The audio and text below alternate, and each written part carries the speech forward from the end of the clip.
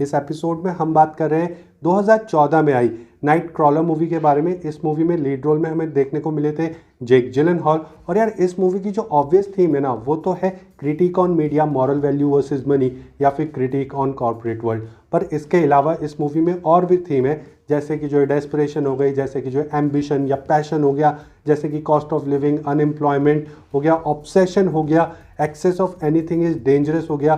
तो इस तरीके की थीम्स भी है। तो इन सब के बारे में हम एक एक करके बात करेंगे। पर वीडियो में ना सबसे पहले ये जानना ज़रूरी है कि लुइस ब्लूम या फिर लू ब्लूम, जो कि इस फिल्म का मेन कैरेक्टर है, लीड कैरेक्टर है, जिसे जेक जिलेनहॉल प्ले कर रहे हैं, वो है कौन? हु इज़ ही? तो लुइस ब्लूम एक अनएम्प्लॉयड पर्सन है जो डेस्परेटली एक जॉब ढूंढ रहा है। अब ऐसा है ना कि दुनिया में डे बाय डे वैसे ही अनएम्प्लॉयमेंट बढ़ता जा रहा है, तो जॉब मिलनी वैसे ही बहुत ज़्यादा मुश्किल हो गई है। और इस बंदे के पास तो कोई डिग्री भी नहीं है, तो इसको तो वैसे ही आसानी से जॉब नहीं मिलेगी। अब ये है ना कि जिस शहर में ये रहता है, कैलिफोर्निया में रहता है, जहाँ पे जो है कॉस्ट ऑफ लिविंग वैसे ही बहुत ज़्यादा है, बहुत महंगा शहर है, चीज़ें बहुत महंगी है, तो वहाँ पे सर्वाइव करना बहुत मुश्किल है। और यार ऊपर से इसे जॉब नहीं मिल रही है, तो कुछ तो करना पड़ेगा ना। तो ये छोटी मोटी चोरी करता है, चोरी का सामान बेचता है, उससे जो है ये अपना घर चलाता है, अपना पेट पालता है, अपने खाने के लिए पैसे का जुगाड़ कर पाता है। पर फिर भी साथ साथ जो है ये जॉब भी अप्लाई करता रहता है, ढूंढता रहता है, बस कहीं से कुछ भी मिल जाए। भले इस बंदे के पास कोई डिग्री नहीं है, पर फिर भी दिन रात ये इंटरनेट पे कुछ ना कुछ पढ़ता रहता है, कुछ ना कुछ सीखता रहता है। और अभी रिसेंटली इसने कुछ ऑनलाइन बिजनेस कोर्सेज भी किए थे। तो ऐसा है ना कि इसमें सीखने की चाह तो है, और इंटरनेट पे ना इन्फॉर्मेशन अवेलेबल होती है। अगर कोई भी बंदा कुछ सीखना चाहता है ना तो कुछ भी सीख सकता है। आप ये बहाना नहीं मार सकते कि आपके पास ऑप्शन नहीं है, आप ये सीख नहीं सकते। अगर आप सीखना चाहते हो ना तो आप सीख लोगे, क्योंकि इंटरनेट पे आपको सब कुछ मिल जाएगा। पता है, जब ये चोरी का सामान भी बेचने जाता है ना, तब भी उसके बारे में बहुत रिसर्च करके जाता है, बहुत कुछ पढ़ के जाता है, ताकि जो सामने वाला है ना उस पर इसका इम्पैक्ट बहुत अच्छा पड़े। और जिस तरीके से बात करता है ना तो फील होता है कि हाँ ये पहले से इस चीज़ के बारे में पढ़ के आ रखा है, रट के आ रखा है, ऐसा फील होता है। अगर ये किसी कंपनी में जॉब करता होता ना तो best salesman of the year का जो है अवार्ड जो है इसी को मिलता। देखो, जॉब की तलाश में तो ये रहते हैं, फिर एक दिन ना इसे पता चलता है कि रोड पे जो हादसे होते हैं ना, जो एक्सीडेंट होते हैं, या कहीं पे कोई आग लग जाती है, या कहीं पे कोई क्राइम होता है, कोई मर्डर होता है ना, तो क्राइम सीन की, उस एक्सीडेंट सीन की जो वीडियो फुटेज होती है ना, उसको भी जो है न्यूज़ चैनल को बेचा जा सकता है और उससे पैसे कमाए जा सकते हैं। तो जब ये चीज़ उसे पता लगती है ना तो ये चीज़ उसके दिमाग में क्लिक कर जाती है और वो जो है इस धंधे के अंदर घुस जाता है। और इनफैक्ट इस पूरी पिक्चर में ना एक चीज़ देखने लायक है कि जब ये उस चीज़ के अंदर घुसता है ना, तो मतलब जिस मोटिवेशन के साथ ये काम करता है वो देखने लायक है, पर वो कहीं ना कहीं थोड़ा हानिकारक भी है।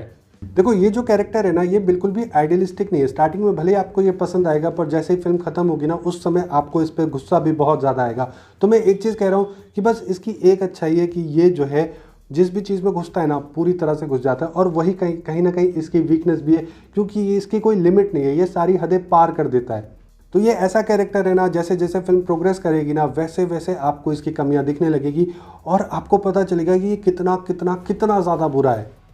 देखो, जब ये वीडियोग्राफी का काम शुरू करता है ना, वहीं से जो है दो चीज़ निकल के सामने आती है। एक तो है डेस्परेशन, दूसरी है एम्बिशन या पैशन, आप कुछ भी कह सकते हो, ठीक है। अब स्टार्टिंग में जब ये काम शुरू करता है तो वो डेस्परेशन में करता है, क्योंकि इसे हर हाल में कोई ना कोई काम तो चाहिए ना, जॉब तो चाहिए, जिससे ये पैसा कमा सके, ठीक है। क्योंकि अगर जीना है तो जीने के लिए पैसा कमाना पड़ेगा, क्योंकि खाना तो पैसों से ही आएगा, है कि नहीं। तो इसका ये वाला सीन है ना कि शुरू तो मजबूरी में किए थे, फिर मज़ा आने लगा, और वहीं से ना शुरुआत होती है एम्बिशन की। अब इसका जो एम्बिशन है ना वो इतना तगड़ा है ना, मतलब यार ये जब काम करने लगता है ना तो अपने काम में पागलों की तरह घुस जाता है, एकदम पागल हो जाता है। मतलब इसे अपनी फील्ड में सर्वाइव नहीं करना है केवल, इसको जो है अपनी फील्ड का राजा बनना है।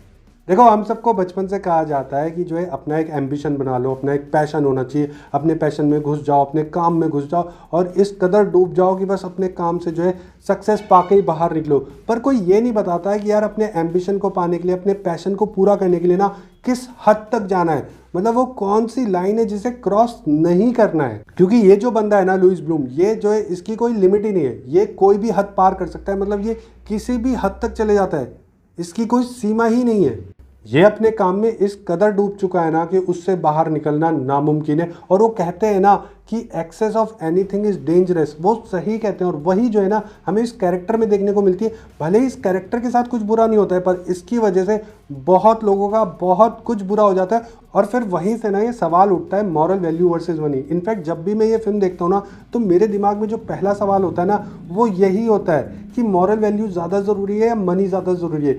हाँ, मैं मानता हूँ कि बैलेंस होना ज़रूरी है, बट ऐसा होता नहीं है, क्योंकि जो इस फिल्म का जो लीड कैरेक्टर है ना लुइस ब्लूम, उसमें हम देखते हैं कि यार वो ना किसी भी हद तक जा सकता है, कुछ भी कर सकता है अपनी सक्सेस पाने के लिए, अपनी कामयाबी पाने के लिए, अपने बिजनेस को आगे ले जाने के लिए। इनफैक्ट यार वो किसी की कार के ब्रेक भी फेल कर देता है अपने फ़ायदे के लिए, मतलब किसी की जान लेने से भी नहीं हिचकिचाता। इनफैक्ट जब फिल्म ख़त्म होती है ना, होते होते उसकी वजह से ना बहुत सारे लोगों की जान चली जाती है। इनफैक्ट जो उसका असिस्टेंट है वो भी मर जाता है उसी की वजह से, लुइस ब्लूम की वजह से।